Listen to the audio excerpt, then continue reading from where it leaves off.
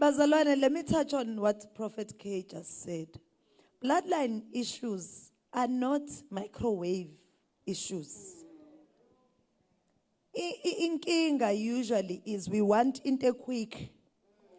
We are a priesthood that has reason efuna ukwenza izinto ngeconvenience yethu. The people who established things in our bloodlines were not casual.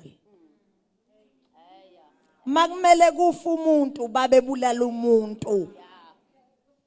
Makumele ehambe u10 kilometer aye edameni elithile wayehamba. Wayengabuza ukuthi kanti sizofika nini, kanti igrace kanti asikho yini kwigrace.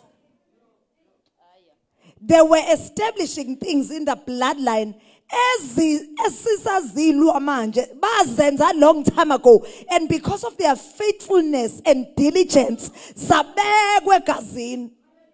Wena ufuna ukulwa ne bloodline issue ngokusonta, ufuna ukulwa ngama bloodline issues ngokucwecwa, ngokuthomoya, ngokuvuka ngesikhathi othanda ngaso, ubuye ungakhuleka, ubuye uphume yabo. You are contending against a bloodline priesthood that was faithful.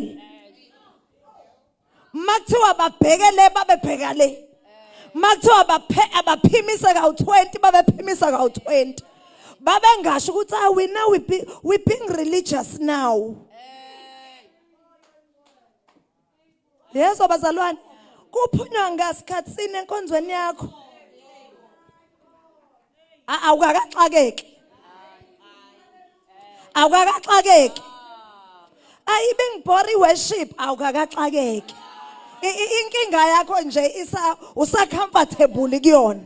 Mhla ixaka uyoshiya esontweni, uye sangomeni, uwenze yonke into enyanyisayo. Ungabuzi nokubuza, ungadeviate nokudeviate, but on this altar wenza inomi kanjani? Bazalwane, this is an altar. In Zion, better is one day here than 1,000 elsewhere. But be diligent. Bazalwane, maumemeza nge-worship, it's I want to outmemeza my ancestor who memezared on an altar.